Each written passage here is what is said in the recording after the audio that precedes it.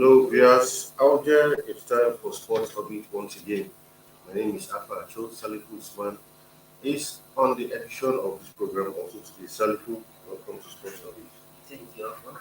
We'll begin straight from the Flying Eagles as we are where we are gradually counting down to the official kickoff of the Under 20 World Cup, which is scheduled to begin 20th of May 2003. And as a result of that, the Super Eagles had a tune-up.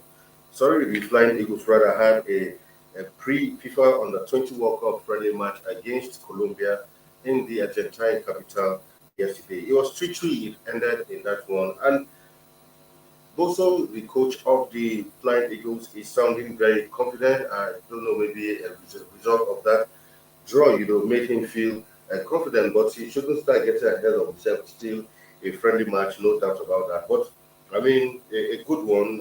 At least when you look at Colombia, you could say it's a quality, opponent to at least have a tune-up match with. But going into this tournament, we have spoken a lot about these Flying Eagles. Like we said sometime last week, a lot of Nigerians are not even too confident concerning this Flying Eagles because even looking how they even got to this stage, they've not been really convincing and all of that. But well, the World Cup begins in a few days' time, and from their first match, we'll begin to see if they're going to advance. We'll begin to give a proper assessment of the team as the World Cup unfolds.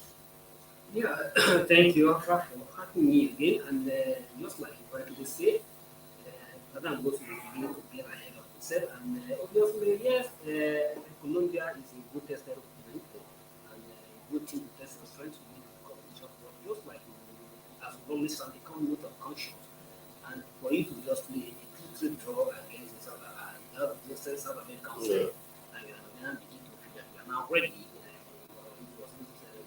Nigeria cannot be able to win their first title for World Cup. This is quite, I think, these are some of the things that have affected our performance at the airport in Egypt. And I believe because somebody should begin to call Bosso to order and just focus on how to take the team for the best achieve the best performance at the World Cup.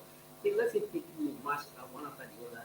If to me, in my view, if you want the two friendly matches played by the Flying, one against the South American side, with the 1-3-2, and then the second match against the Colombia side draw by 2-2.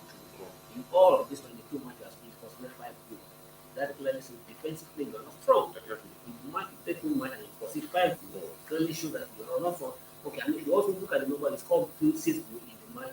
One can also maybe the error, some of the what was obvious in the last AFCON, where the team was scored, the team has improved in scoring goal.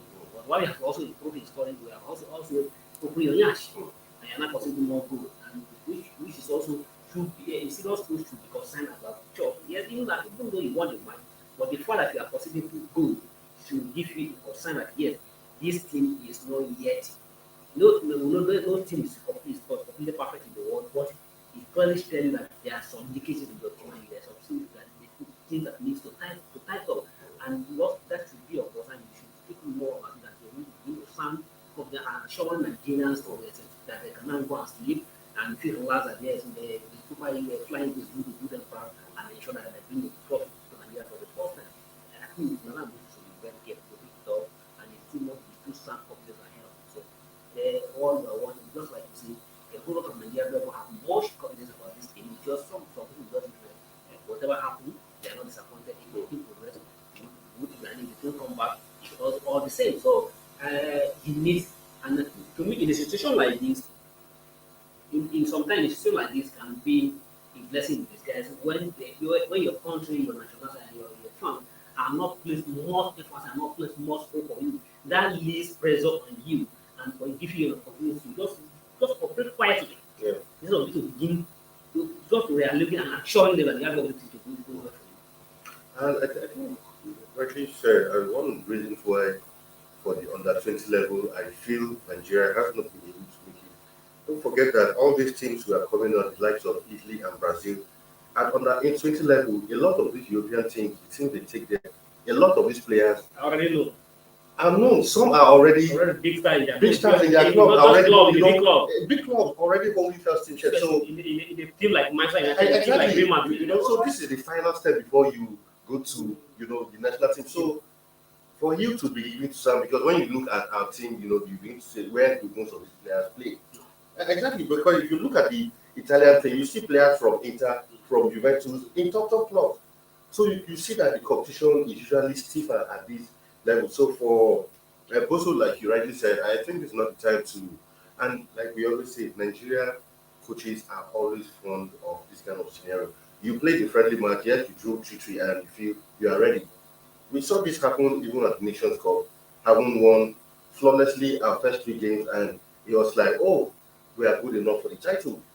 And we always find our coaches getting ahead of themselves when we are in this type of competitions. Yeah. I think instead of Bosso to even see this match against Colombia as a yardstick to boost his confidence as we have a team that to me the match will not give him the outcome of the match will give him much worry. Much worry. The team is not yet ready. So we started the match between the first you consider the goal through your own player and only because you consider the goal through your own player and then you equalize before the end of the season. Like coming the second half, the Colombia went up into the penalty.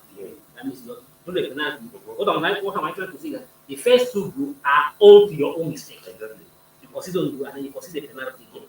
That means your players are not disciplined in the back. That is true. And before you know, Colombian scored and you were down by 2-0, 3 minus 1, 2-0.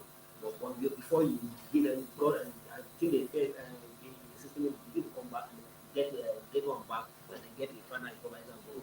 So a coach, if you are a coach which mind you and you are going to a serious competition like this how the scenario and the manner in which your team proceeds this goal to give you so much concern and look at you are playing in a group that has the like of Brazil and Italy, not disrespecting to the Dominican Republic. Okay, now could you believe? Okay, you have what you now to say. If you can make this silly mistake against Colombia, what if you are faced with Brazil? Exactly.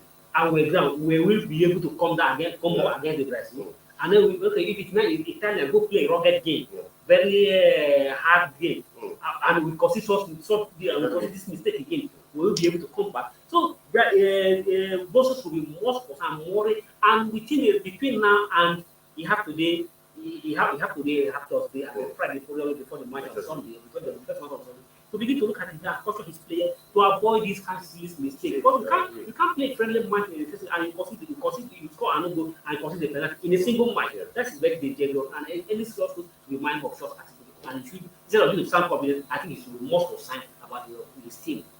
Exactly.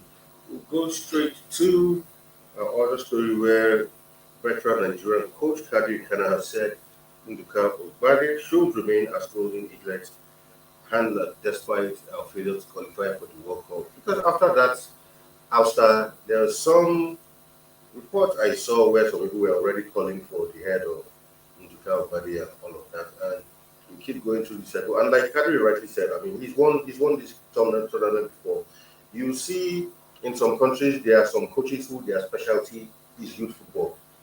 That's why you see some coaches who different sets of under 17 come. They've coached maybe like different. I can't remember this Italian coach. He coached up to like different. I think it was like 5 or up to 6 different sets of under 17, and he was there. So at under 17 level, I don't think it's the point to begin to rush to say, okay, because you didn't qualify for the World Cup, let's go on. Because really, when you're looking at youth coaches, who and how many names do you call out there who are good youth coaches? So, and I think I agree with Kadri Kana who said, look, there's no point to start running helter throwing blames here and there. Yes, we failed to qualify this time around, but don't forget that this same man has won this competition before.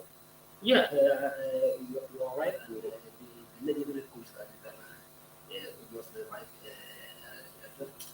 This coach, we are talking about the youth coach in this country, this late man who coached the team. Coached the team South Korea, and Obade, he may not have had the best certificate in coaching, but if you're talking about youth, discovery of the youth talent and youth, he is very good at that because he was a youth product of the play at that level and won at that level. So you understand how to play at that level. And I also want to see that we shouldn't see our outing in Nigeria as a total failure. Exactly. And this is what we always some custom at this particular studio. That team that will come about is not completely a failure, and we should begin to we should and the fact that that was always the fear we always expressed, and we begin to see that now people are calling for the body to leave. And they are calling for it to them because the entire sport and everything has to Completely. be getting aside, and which is not supposed to be so. And we need to also look at those players that they are good players at that level that can be monitored and really be a better player in the near future. So we should look completely look what we can do in the that player. And just like you say, Uruguay, but yeah, I don't believe in calling over coaches every time. Uruguay, but yes, he may not have given the best. And to me, I've always said we need to not be the busy. But my only feeling, my only concern about the other team is our inability to qualify for the World Cup. If we are qualified for the World Cup, that would be the perfect result that we wanted to but the fact that we qualify for the World Cup, we shall opportunities. Let him remain. He have learned his mistake. You know what he went wrong, and you know it will be better for him to correct his error and to bring another person to begin to start all over again. All right, we will go on a quick break. When we come back, Sport will continue. Thank you very much.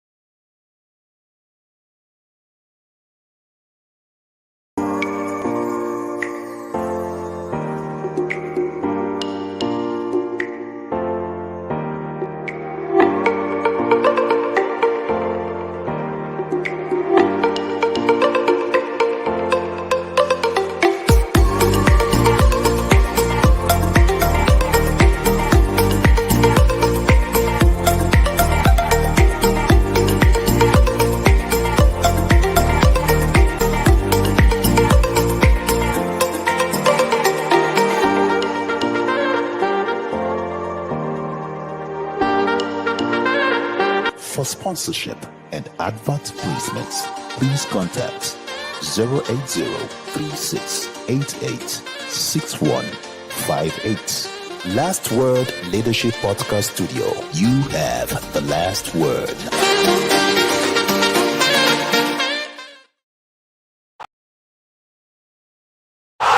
Sports Orbit. We make the world go round. Welcome back from that break. It's still Sports Orbit. Now, of course, while we're on break, we actually were just talking about Sadiq Umar. Unfortunately, after that, Big Money moved to Real Sociedad. He played just 3 matches, and I think in those 3 matches he scored. You know, before that, a horrible injury that has kept him out almost all through the season. And we're just saying, until I saw this story, I completely forgot that Nigeria even has a player called Sadiq Umar. And finally, being this long injury layoff have even caused, I'm sure a lot of Nigerian fans don't even remember him again because during his time, Osimhen is now grabbing the spotlight and, a whole lot of players. So people have, completely forgot. Who knows maybe if he was fit because the way he started, who knows if he would have also, been one of the Nigerian stars would have been talking about because the likes of Terry Murphy, on the other hand, so a couple of Nigerian players. So I believe Sadiq too would have been one of the stars we'll be talking about, but no thanks to this long injury that has kept him out. I mean, practically all of the season.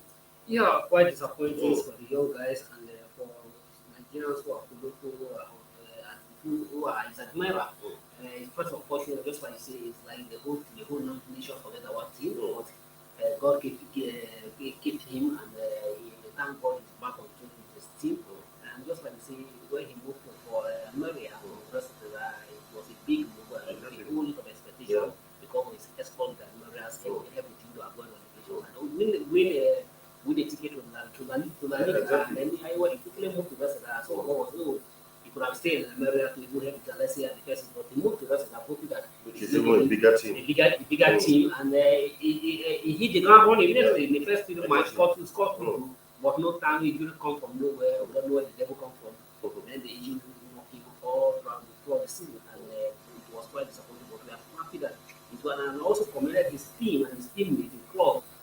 For him, a club that is not just a new player that just come to the club, play with 3 matches in the club, and he went on the injury. And for all the almost since September till now, this is almost about September to now, it's almost 9 months. Yeah. And then he just came back here, came back to China, and there was a guard of honor mounting for him to welcome him back. And I think that's quite commendable for a team, and that will also boost his morale to come back into the team. And we can't wait. Let's hope that within the next few matches that we need before the end of the season, he begin to handle the grounding, and we'll pray that he stay injury free while at the end of the season, wait for the season training, and then the next season should be his time. And just like say, who knows if the people have keep it, we will be one of the Brazilian players who have grabbed headline. It's not that you have grabbed headline, or just like the city was grabbing headline throughout the season. Right. For the Sports Writers Association of Nigeria, I'm felicitated with one of Nigeria's foremost sports administrators that's talking about Sani Toro at 70. I mean, what else can you say about this man? I think he's one administrator during whose, tenure Nigeria has experienced quite a, remarkable success, qualified for first World Cup, won the Nations Cup, and also it was around that period we still won the Olympics. So for Sani Toro, foremost sports administrator here on Sports Orbit, we also say congratulations to him as he clocks this milestone of 70 years. Yeah, thank you. I also joined you and joined the Sport Writers and it's happening across the world. We also see Sanito, congratulations for 2017. It's not easy for someone to be up to the age of 70 in a country like Nigeria. And just like say Sanito, the famous sport administration, Nigeria best moment in football. Was routine. That was Sanito was holding for general of the Nigeria Football Association. This time we qualified for our first ever World Cup, when our second Africa Cup of Nations in Egypt, and then at the same time when they came in Tunisia, and then we were the first Africa team to win the golden Olympic medal. Not the manner in which we won the Olympic gold medal was symbolic. Winning, beating the like of Brazil, beating the like of Argentina to get the Olympic medal was so symbolic, and all this was achieved. And Sani Toro, you can't compare the like of Argentina to the present club of administration we have. They are just a parallel line that can never meet. Those who have at the saddle of administration at the moment, both in the Nigerian Football Federation, need, to me, if Sani Toro should be a school, they need to go and spend like 5 years or 3 years to study what the like of Sani Toro was able to do to succeed at the football. And it was not a rocket science. All they need to do is to carry everybody along. And even the sports writers have a very perfect story and a good story to say about doing the era of Sani Toro. Not unlike now when administrators dreaded not even want to teach journalists. But then, yes, journalists could criticize, journalists could attack the Sani Toro by the head. But all they know that journalists are not their enemies. They are only trying to call them to correct them even when they go wrong. When they like to praise them. That is, it was a symbolic relationship, praising them. And when you go wrong, when the journalist criticizes you, journalist is not your enemy. It will always try to Mr. Man, you could have gone this way. What you are doing is wrong, and calling your attention to it. But those at the helm now, they want to see it. They don't want to see the journalists come nearer at all. What they want, if it is possible for them to just not possible for them not to use the journalists or the journalists, they'll be happy. Completely, I agree. All right, we'll go to some cycling news now, where at least 21 states of the Federation have indicated interest to participate at the River State-sponsored National Cycling Road Championship holding in Port Harcourt on Sunday. Technical Director of the Cycling Federation, Bashir Mohammed, disclosed yesterday that all participating states are allowed 6 cyclists per category in the one-day championship, which will start and finish in front of the Government House in Port Harcourt. Some of the states include Oyo, Delta, Edo, Kaduna, Niger, Kwara, Ogun, Enugu, Bayelsa, Nasarawa, and Imo State. Others include Lagos, Cross River, Akwa Ibom, Gombe, Adamawa, Ondo, Osun, Ekiti, Kano, and the whole state rivers. I think it's quite interesting to note that a few northern states have shown interest to participate because recently we complained about some northern states not really participating in some certain sports when they are being held. But I'm glad that I can see some states here. All right, to some other news now, some Premier League news now, where former Arsenal midfielder Paul Merson has backed Taiwo Awadi to play a crucial role in Nottingham Forest relegation fight. The Nigerian international has scored 4 goals in his last 2 Premier League games for Nottingham so far. Nottingham Forest currently sit in 16th position on the table, 3 points away from the relegation zone. But the way it's looking, for me, it's looking bright. I think Nottingham Forest will likely survive. because just take a look at the table. So that if I think with 4 points, 4 more points, we should be able to. And if you look at the match they have a match against Arsenal, and then the last one against the Crystal Palace. So, and just like Taiwo Awoni has also seen, so I want to say Taiwo Awoni has also seen, the match against Arsenal is very crucial. Arsenal is completely dark at the moment. So even though if they can't get a result, even though if they can get a draw against Arsenal, I think Arsenal has stand not to lose anything again, either if they lose the match, but Arsenal is obvious Arsenal cannot win anything again this season. So, and Taiwo, based on the crucial he has played in the last 2 matches, to ensure that Nottingham Forest get 4 points. So you should be expected, just like the Arsenal leaders say, that if Nottingham Forest most of that, Taiwo has a crucial role. All right, to some other Premier League news now, where incoming Chelsea manager Mauricio Pochettino does not want the club to sell young midfielder Conor Gallagher in the summer. He wants Chelsea to retain their plans to sell Gallagher and feel the England international can be one of 4 instrumental players for him. Of course, there have been reports that the young man might just be moving on. Of course, a few other players too have indicated their interest to move on, considering the crisis that hit the club in recent times. Now to some Champions League news, where of course yesterday the second leg of that clash between Inter Milan and AC Milan ended in favor of Inter Milan, who won 1-0, 3-0 on aggregate, and with that Inter have qualified for the final 13 years after they lifted the title. But for AC Milan, Italian champions, former champions, Napoli are now the new champions, and end of the road for Milan. But I think they're still within the top 4, so they'll still have another shot at the Champions League next season. But they are still also competing with the top 4 against the same Inter. Exactly. Both of them are also facing for the qualification for the Champions League. But the good is that if the Inter is already in the final, and from the way if you watch the match, the second leg match against Inter yesterday, or against Milan yesterday, obviously you begin to have some level of feeling that Inter may likely win the title. Possibly. Because once you get to a final, anything can happen. happen. And final is just one match. Exactly. And just like they shock everybody in 2010, that's why against all of them were match champions. I see that repeating itself again this season, because they're already in the final. Unless whoever they come against in the final, Man City or Real Madrid, Inter has 50 chance of facing that title. But we won the match against their sitting rival yesterday. They play very tactical and a very disciplined game, ensure that Milan try to operate with the return of their star man, but however, Inter ensure and maintain their discipline in the back line, and also compare the Milan and extend the lead to 3 points, to 3 and that automatically seal any form of rival for AC Milan. So they can do the same thing against any other team in the final. Definitely. Of course, today we also see that second leg, Man City versus Real Madrid. First leg ended 1-1, and everything to play for in this return leg tonight. Obviously, that's the match everybody is waiting for.